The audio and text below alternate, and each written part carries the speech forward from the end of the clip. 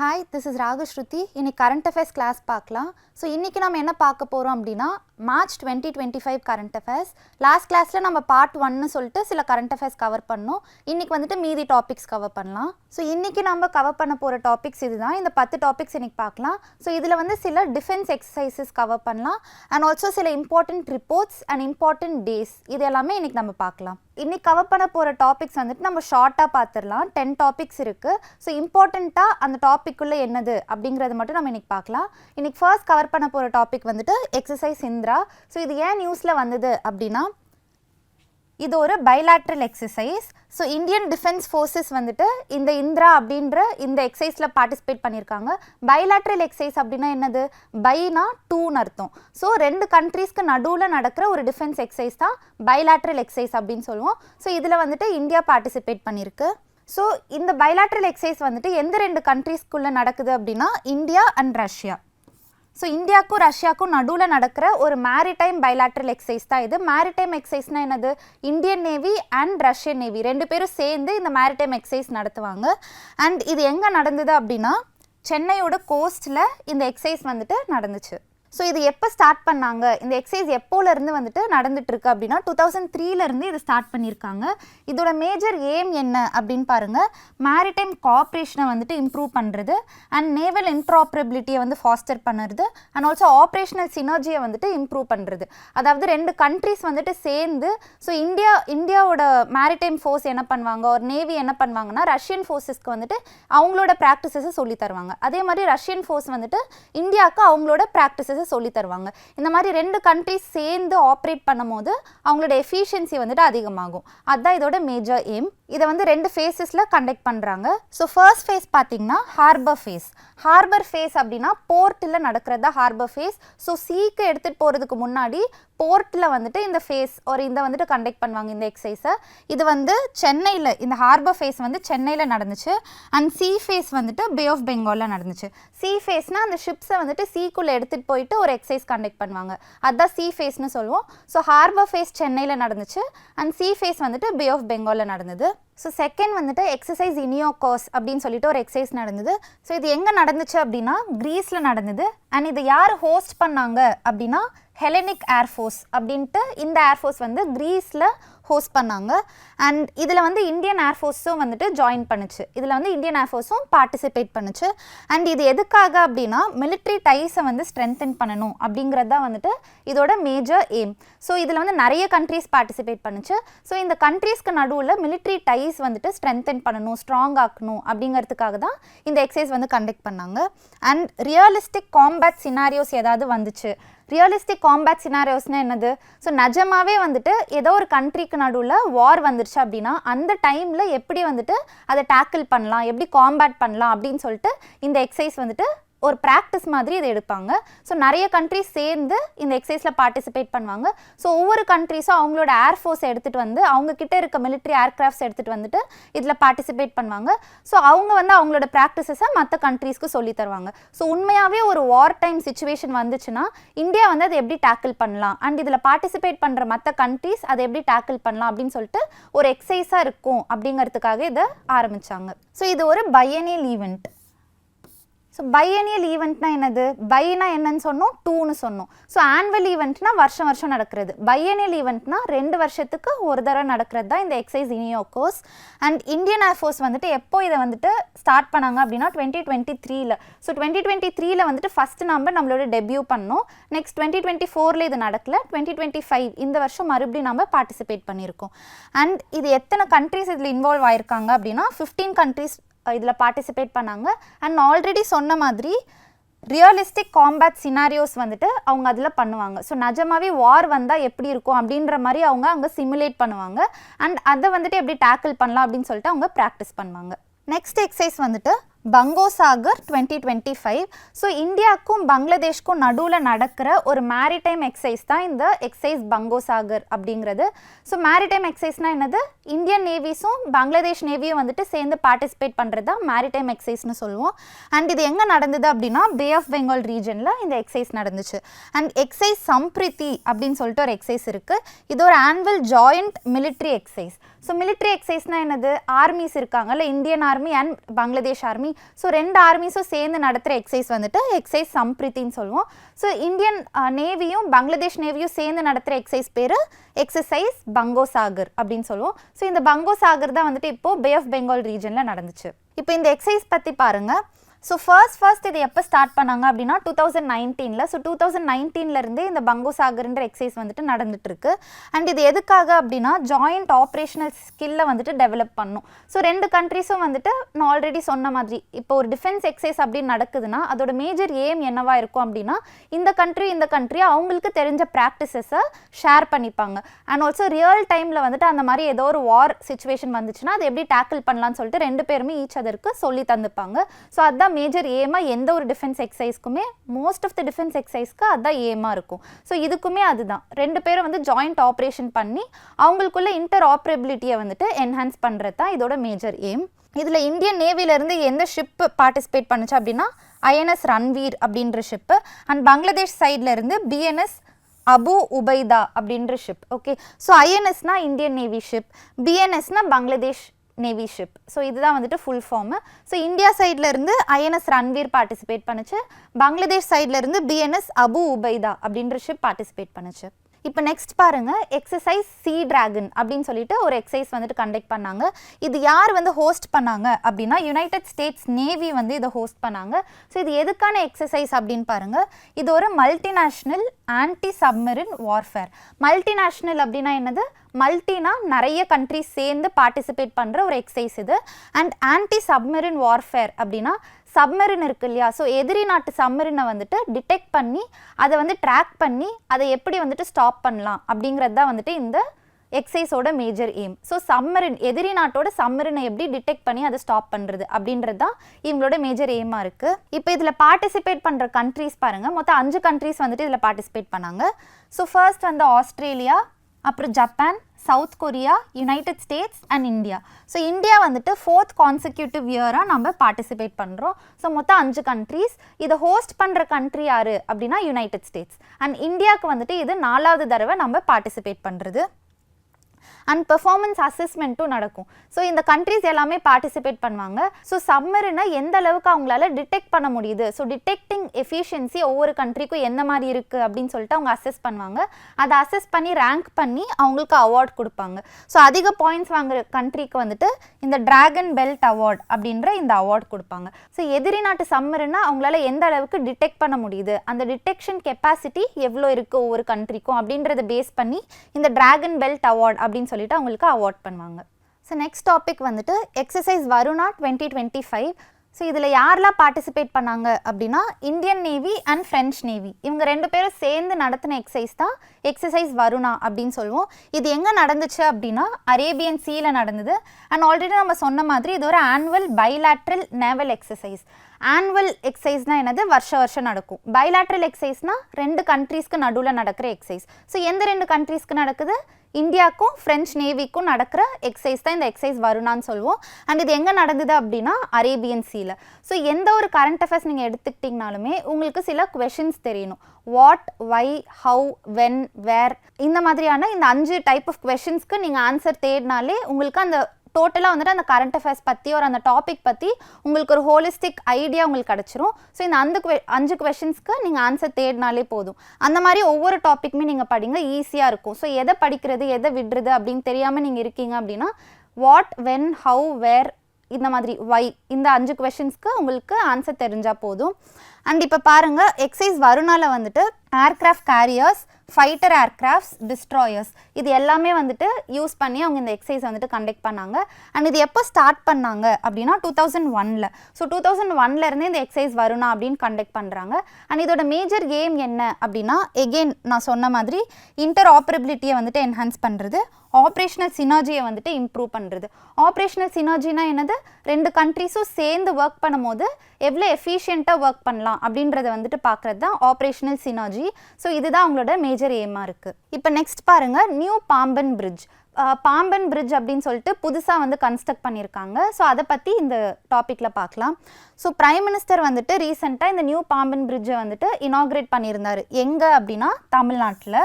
So தமிழ்நாட்டில் தான் இந்த நியூ பாம்பன் பிரிட்ஜ் அப்படின்ட்டு கன்ஸ்ட்ரக்ட் பண்ணியிருக்காங்க. இப்போ இதோட பேக்ரவுண்ட் பாருங்கள். ஆல்ரெடி பாம்பன் பிரிட்ஜ் அப்படின்னு சொல்லிட்டு 1914 வந்துட்டு பிரிட்டிஷ் காலத்தில் கட்டின ஒரு பிரிட்ஜ் இருக்குது. நம்மளுக்கு எல்லாருக்குமே தெரியும் பாம்பன் பிரிட்ஜ் அப்படின்னு சொல்லிட்டு. இது எதுக்காக கன்ஸ்ட்ரக்ட் பண்ணாங்க அப்படின்னா ராமேஸ்வரம் ஐலாண்டை வந்துட்டு மண்டபம் கூட கனெக்ட் பண்ணுறதுக்காக. ஸோ ராமேஸ்வரம் அப்படிங்கிறது ஒரு ஐலாண்டு. ஓகே, அதை நம்ம வந்துட்டு லைக் மெயின்லேண்ட் இந்தியாவுக்கும் ராமேஸ்வரத்துக்கும் நடுவில் தண்ணி தான் இருக்கும். ஸோ இந்தியாவுக்கும் அந்த ராமேஸ்வரம் ஐலாண்டையும் கனெக்ட் பண்ணுறது தான் இந்த பாம்பன் பிரிட்ஜ். ஸோ இந்த 2 ஏரியாவையும் கனெக்ட் பண்ணுறது பாம்பன் பிரிட்ஜு. ஸோ எதுக்காக ராமேஸ்வரம் எல்லாரும் போகணும்னு நினைக்கிறாங்க? பில்கிரிம்ஸ், அது ஒரு பில்கிரிம் ஏரியா, பில்கிரிமேஜ் கரெக்டாக. ஸோ ராமேஸ்வரத்தில் வந்துட்டு நிறைய பேர் வந்து பில்கிரிம்ஸ் போவாங்க அண்ட் டூரிஸ்ட் போவாங்க. ஸோ இவங்க எல்லாருக்கும் வந்துட்டு ஒரு பிரிட்ஜு கட்டணுங்கிறதுக்காக தான் பிரிட்டிஷ் காலத்தில் பாம்பன் பிரிட்ஜுன்னு சொல்லிட்டு கட்டியிருந்தாங்க. ஆனால் இது என்னாச்சு அப்படின்னா இப்போ மாடர்ன் டிமாண்ட்ஸ்க்கு இந்த பாம்பன் பிரிட்ஜால் பூர்த்தி பண்ண முடியல. பிகாஸ் பாம்பன் பிரிட்ஜ் வந்து அந்த காலத்தில் கட்டின பிரிட்ஜ். இப்போ வந்துட்டு நிறைய இப்போது சைக்ளோனிக் ஆக்டிவிட்டீஸ் வருது, சீஸ்மிக் ஆக்டிவிட்டீஸ் வருது அண்ட் ட்ரேட் அதிகமாகிடுச்சு, டிரான்ஸ்போர்ட்டேஷனும் அதிகமாகிடுச்சு. ஸோ இதுக்காக புதுசாக ஒரு பாலம் கட்டணும், ஸோ மாடர்ன் டிமாண்ட்ஸ்க்கு ஏற்ற மாதிரி ஒரு பாலம் கட்டணும் அப்படிங்கிறதுக்காக தான் இந்த நியூ பாம்பன் பிரிட்ஜுன்னு சொல்லிட்டு கன்ஸ்ட்ரக்ட் பண்ணுறாங்க. பிகாஸ் லைக் 100 years ஆயிடுச்சு, ஒரு சென்ச்சுரி மேலே ஆயிடுச்சு அந்த பழைய பாம்பன் பிரிட்ஜை கன்ஸ்ட்ரக்ட் பண்ணி. ஸோ புதுசாக ஒரு பிரிட்ஜை கன்ஸ்ட்ரக்ட் பண்ணணும், மாடர்ன் டிமாண்ட்ஸ்க்கு ஏற்ற மாதிரி கன்ஸ்ட்ரக்ட் பண்ணணும் அப்படிங்கிறதுக்காக தான் இந்த புதுசாக ஒரு பாம்பன் பிரிட்ஜுன்னு சொல்லிட்டு கன்ஸ்ட்ரக்ட் பண்ணியிருக்காங்க. இப்போ இந்த நியூ பாம்பன் பிரிட்ஜ் யார் கன்ஸ்ட்ரக்ட் பண்ணான்னு பாருங்கள். ரெயில் விகாஸ் நிகம் லிமிடெட் அப்படின்னு சொல்லிட்டு இவங்க தான் வந்துட்டு இந்த ஆர்கனைசேஷன் தான் இந்த பாம்பன் பிரிட்ஜ், புது பாம்பன் பிரிட்ஜை வந்துட்டு கன்ஸ்ட்ரக்ட் பண்ணியிருக்காங்க. இது எந்த மினிஸ்ட்ரி கீழே வரும் அப்படின்னா மினிஸ்ட்ரி ஆஃப் ரயில்வேஸ் கீழே வரும். அண்ட் இது வந்துட்டு India's first vertical lift railway bridge. So vertical lift railway bridge அப்படின்னா என்னன்னு பாருங்கள். ஸோ இந்த பிக்சரில் பார்த்தீங்கன்னா இந்த பிரிட்ஜ் வந்துட்டு இப்படி மேலே வெர்டிக்கலாக லிஃப்ட் ஆகுறது உங்களுக்கு தெரியுது. ஸோ வந்துட்டு ஃபர்ஸ்ட் வந்து இப்படி இருக்கும். ஸோ பிரிட்ஜு நார்மலாக இப்படி இருக்கும், அது மேலே வந்து ட்ரெயின்லாம் போயிட்டு தான் இருக்கும். இப்போ கீழே ஏதாவது பெரிய ஷிப் ஏதாவது வருதுன்னு வைங்களேன், அப்போ இந்த பிரிட்ஜ் என்ன பண்ணுன்னா வெர்டிக்கலாக இப்படி லிஃப்ட் ஆகிடும். இப்படி லிஃப்ட் ஆனோடனே பெரிய ஷிப்ஸ்லாம் என்ன பண்ணலான்னா அது கீழே போகலாம். ஓகே, அதுக்கப்புறம் அந்த ஷிப் பாஸ் ஆனோடனே திருப்பி அந்த பிரிட்ஜ் என்னாகும், க்ளோஸ் ஆகிக்கும். இதுதான் வந்துட்டு வெர்டிக்கல் லிஃப்ட் பிரிட்ஜ் அப்படின்னு சொல்லுவோம். ஸோ இந்தியாவோட ஃபர்ஸ்ட் வெர்டிக்கல் லிஃப்ட் பிரிட்ஜ் இந்த நியூ பாம்பன் பிரிட்ஜ் தான். அண்ட் இந்த பிரிட்ஜ் வந்துட்டு 2.07 கிலோமீட்டர் லாங்காக இருக்கும். அண்ட் இது வந்து 17 meters வந்துட்டு இதால் லிஃப்ட் ஆக முடியும் மேலே. ஸோ 17 meters வரைக்கும் it will go vertically. And அந்த மாதிரி வெர்டிக்கலாக அது மேலே போகும்போது கீழே வந்து பெரிய பெரிய ஷிப்ஸ்லாம் வந்துட்டு பாஸ் ஆகும். ஸோ அந்த ஷிப் பாஸ் ஆனோடனே திருப்பி அது என்னாகும், க்ளோஸ் ஆகிடும். இதுதான் வந்துட்டு நியூ பாம்பன் பிரிட்ஜ் பற்றி. இப்போ நெக்ஸ்ட் வந்துட்டு SIPRI report 2025. So SIPRI report 2025 இது யார் ரிலீஸ் பண்ணாங்க அப்படின்னா Stockholm International Peace Research Institute. So இந்த சிப்ரி அப்படின்றவங்க தான் வந்து இந்த சிப்ரி ரிப்போர்ட்டை வந்து ரிலீஸ் பண்ணியிருக்காங்க. ஸோ இது எதுக்காக அப்படின்னா global arms imports and exports பற்றி. ஸோ ஆர்ம்ஸ்னால் என்னது, வெப்பன்ஸ். ஸோ வெப்பன்ஸோட இம்போர்ட் அண்ட் எக்ஸ்போர்ட் பற்றி இவங்க ஒரு ரிப்போர்ட் பண்ணி கொடுத்துருக்காங்க. ஸோ இது என்ன அப்படின்னு பார்க்கலாம் நம்ம. ஸோ இவங்க என்ன சொல்கிறாங்க அப்படின்னா 5 largest arms exporters in 2020 to 24. So 2020லேருந்து 24 வரைக்கும் உலகத்தில் 5 countries வந்துட்டு ரொம்ப அதிகமாக வந்துட்டு வெப்பன்ஸ் எக்ஸ்போர்ட் பண்ணுது அப்படின்னு சொல்லிட்டு. ஸோ எந்த 5 countries அதிகமாக வெப்பன்ஸ் எக்ஸ்போர்ட் பண்ணுது அப்படின்னு பார்க்கலாம். ஃபர்ஸ்ட் வந்துட்டு United states. So United states தான் வந்துட்டு வெப்பன்ஸை அதிகமாக எக்ஸ்போர்ட் பண்ணுற கண்ட்ரி. செகண்ட் வந்துட்டு ஃப்ரான்ஸ், அப்புறம் ரஷ்யா, சைனா, ஜெர்மனி. ஸோ இந்த 5 countries தான் வெப்பன்ஸாக அதிகமாக எக்ஸ்போர்ட் பண்ணுற கண்ட்ரீஸ். ஸோ இந்த 5 countries சேர்ந்து 72% ஆஃப் ஆல் ஆர்ம்ஸ் எக்ஸ்போர்ட்ஸ் பண்ணுது. ஸோ 72% ஆஃப் ஆர்ம்ஸ் எக்ஸ்போர்ட்ஸ் வந்துட்டு இந்த 5 countries சேர்ந்தே பண்ணுது அப்படின்றத இந்த ரிப்போர்ட் சொல்கிறது. இப்போது இம்போர்ட்ஸ் பாருங்கள். ஸோ 5 largest arms importers இந்த 2020லேருந்து 24 இந்த 4 yearsக்குள்ளே அதிகமாக வந்துட்டு வெப்பன்ஸை எந்த கண்ட்ரீஸ் இம்போர்ட் பண்ணியிருக்கு அப்படின்னு பாருங்கள். ஃபர்ஸ்ட் வந்துட்டு உக்ரைன். ஸோ எதனால் உக்ரைன் வந்துட்டு அதிகமாக இம்போர்ட் பண்ணியிருக்கு அப்படின்னு நினைக்கிறீங்க? Due to Russia Ukraine war. So Russia Ukraine war நடக்கிறனால உக்ரைன் என்ன பண்ணுதுன்னா நிறைய வெப்பன்ஸ் இம்போர்ட் பண்ணியிருக்கு. செகண்ட் அதிகமாக வந்து ஆர்ம்ஸ் இம்போர்ட் பண்ண கண்ட்ரி எது அப்படின்னா இந்தியா. இந்தியா எதனால் அதிகமாக வெப்பன்ஸ் இம்போர்ட் பண்ணியிருக்கோம்? பிகாஸ் ஒரு சைடில் சைனா, இன்னொரு சைடில் பாகிஸ்தான். ஸோ 2 சைட்லேயுமே நமக்கு ப்ராப்ளம் இருந்துகிட்டே இருக்குது. அதனால் இந்தியா என்ன பண்ணியிருக்குன்னா அதிகமாக ஆர்ம்ஸ் இம்போர்ட் பண்ணியிருக்கு. தேர்ட் வந்துட்டு கத்தார், சவுதி அரேபியா, அதுக்கப்புறம் Pakistan. So top 5 countries for arms importers அப்படின்னா இந்த 5 countries தான். ஸோ ஆர்ம்ஸ் எக்ஸ்போர்ட்டர்ஸில் ஃபர்ஸ்ட் இருக்கிறது யுனைடெட் ஸ்டேட்ஸ், ஆர்ம்ஸ் இம்போர்ட்டர்ஸில் ஃபர்ஸ்ட் இருக்கிறது உக்ரைன். ஸோ இந்த 5 countries சேர்ந்து டோட்டலாக 35% ஆஃப் ஆர்ம்ஸை வந்துட்டு இம்போர்ட் பண்ணுறாங்க அப்படின்றது தான் இந்த சிப்ரி ரிப்போர்ட் வந்து சொல்லுது. இப்போ இந்தியா பாருங்கள், நம்ம இந்தியா வந்துட்டு செகண்ட் லார்ஜஸ்ட் ஆர்ம்ஸ் இம்போர்ட்டர் அப்படின்னு பார்த்தோம். ஸோ அதுதான் இங்கேயும் கொடுத்துருக்காங்க. World second largest arms importer India அப்படின்னு சொல்லிட்டு கொடுத்துருக்காங்க. ஸோ இந்தியா வந்துட்டு டோட்டலாக 180 நியூக்ளியர் வார் ஹெட்ஸ் வச்சிருக்கு அப்படின்ட்டு இந்த சிப்ரி ரிப்போர்ட் சொல்லுது. ஸோ 180 நியூக்ளியர் வார் ஹெட்ஸ்னால் என்னது? நியூக்ளியர் வார் ஹெட்ஸ்னால் nuclear weapons. So 180 nuclear weapons வந்துட்டு இந்தியா கிட்ட இருக்குது அப்படின்றது இந்த ரிப்போர்ட்லேருந்து தெரிஞ்சுக்கலாம். அண்ட் இது எதனால வந்துட்டு இந்தியா அதிகமாக இம்போர்ட் பண்ணுது அப்படின்னு நம்ம சொன்னோம், due to tensions with Pakistan and China.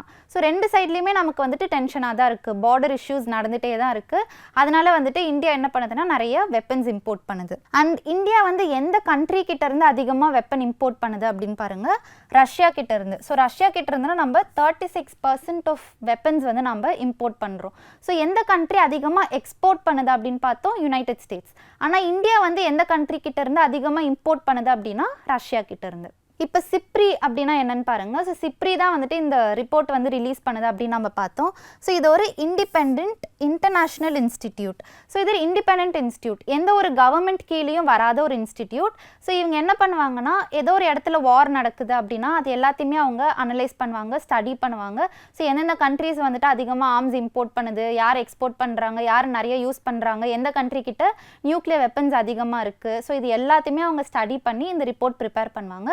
So இது என்ன பண்ணுவாங்கன்னா, டேட்டா கொடுப்பாங்க, அதை பற்றி ஒரு அனாலிசிஸ் கொடுப்பாங்க, ரெக்கமெண்டேஷன்ஸ் கொடுப்பாங்க. அண்ட் இது பப்ளிக்கு அண்ட் ப்ரெஸ்ஸுக்கு எல்லாருக்குமே வந்துட்டு அவங்க ரிலீஸ் பண்ணுவாங்க.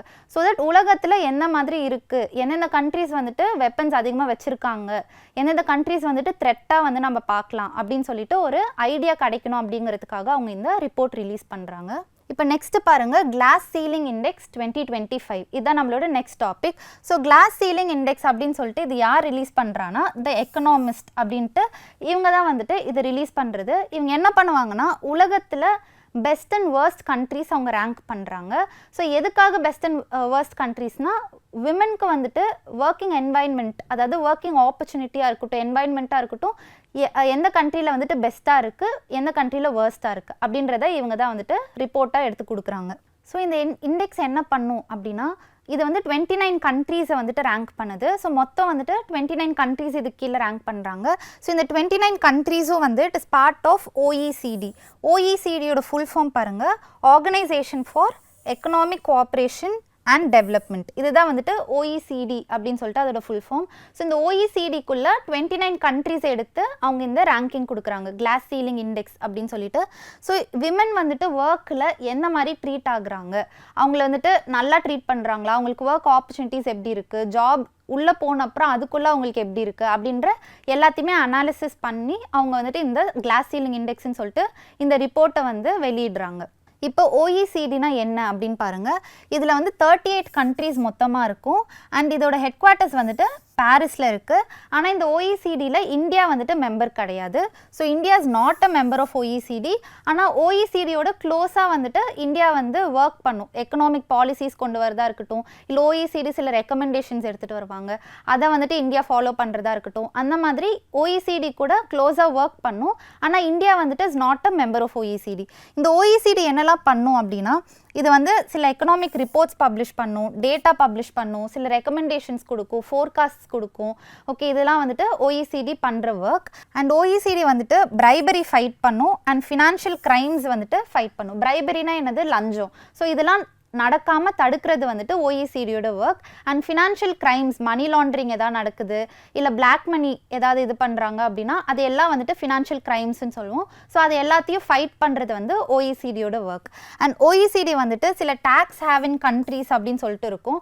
ஸோ டேக்ஸ் ஹேவின் கண்ட்ரீஸ்னால் அந்த இடத்துல டேக்ஸ் ரொம்ப கம்மியாக இருக்கும், இல்லை டேக்ஸே இருக்காது, அதெல்லாம் டேக்ஸ் ஹேவின் கண்ட்ரீஸ் அப்படின்னு சொல்லுவோம். ஸோ அந்த மாதிரி சில கண்ட்ரீஸை வந்துட்டு பிளாக் லிஸ்ட் பண்ணி வச்சுருக்கோம். ஸோ அந்த பிளாக் லிஸ்ட் மெயின்டைன் பண்ணுறதும் இந்த OECDயோட ஒர்க். இப்போ ஒர்க்கிங் விமென்க்கு டாப் 5 கண்ட்ரீஸ் எது நல்ல கண்ட்ரீஸ் அப்படின்னா, ஃபர்ஸ்ட் வந்துட்டு ஸ்வீடன், செகண்ட் வந்து island, third Finland, Norway, Portugal. So இதுதான் வந்துட்டு top 5 countries for working women. இந்த ஐஸ்லாண்ட் வந்துட்டு கடைசி 2 வருஷமாக ஐஸ்லாண்ட் தான் டாப்பில் இருந்தது, ஃபர்ஸ்ட் ரேங்க்கில் இருந்தது, இப்போ வந்து செகண்ட் பிளேஸில் போயிருச்சு. இப்போ ஃபர்ஸ்ட் வந்துட்டு ஸ்வீடன் தான் இருக்குது. So Sweden is the best country for working women அப்படின்னு சொல்லிட்டு இந்த இண்டெக்ஸ்லேருந்து நம்ம தெரிஞ்சுக்கலாம்.